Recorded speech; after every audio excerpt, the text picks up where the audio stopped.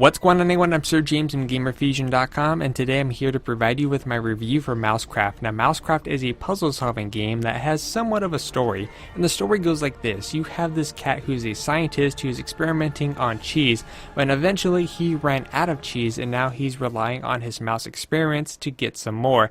Thankfully, he ended up getting a phone call from this mysterious figure who says if you collect these crystals, he's going to earn a lot of money to continue his experiments so he could buy more cheese, and this is where the game is progressing.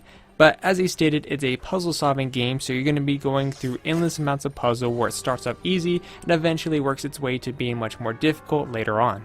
As for the graphics, overall the graphics aren't too bad. It's pretty much bright and colorful. In the front you have the main area where you're going to have the mouse and the puzzle solving going on, while in the background you have the scientist who's going to be making facial expressions and holding up fingers. For example, when your mouse has reached the end of the maze, he's going to hold up a finger. Oh, 1 made it, 2 made it, or 3 made it. And let's say if a mouse ended up dying, he's going to have some facial expressions and things like that. So he's basically just in the background mimicking some moves, while the main focus of the game is in the very front, where you have to do the puzzle solving. But other than that, the game is nice and colorful.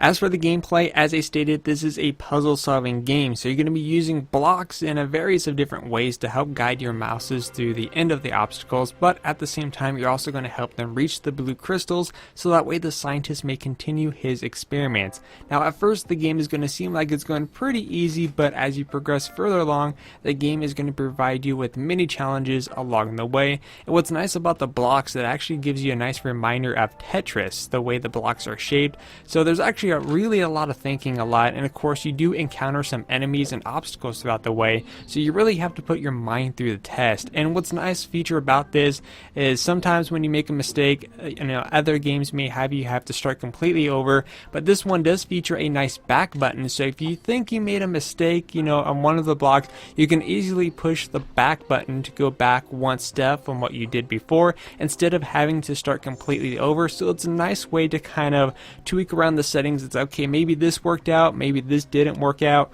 or maybe you found another way, so that instead of having to start over, you could just go back a few notches. Simple as that. Or if you really wanted to start completely over, then you could easily redo the whole thing.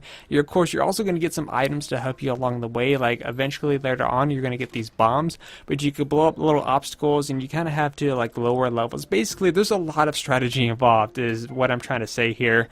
But overall the gameplay is pretty well solid and really enjoyable. As for the sound design, overall the sound isn't too bad. There's actually only two aspects in terms of sounds for this game. One is that you have the background music for the game, and of course you also have sound effects from the obstacles. My recommendation for this portion of the game is just to mute the in-game music altogether, put on your favorite type of music, and of course listen to that as you're trying to solve the puzzle. That way you have a much more enjoyable experience.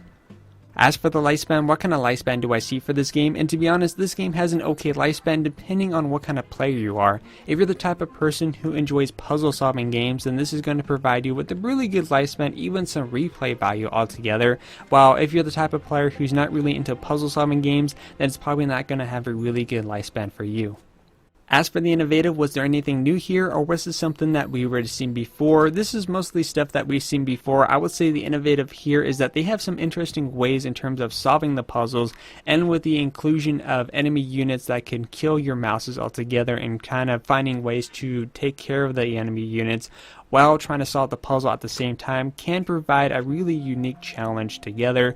But overall this game isn't too bad, so in the end I'm going to go ahead and give this game an 8 out of 10. If you guys would like to see some gameplay, you guys could check the link down below. Anyways, I'm Sir James from Gamerfuzion, and always remember guys, Gamerfuzion empowers your gaming.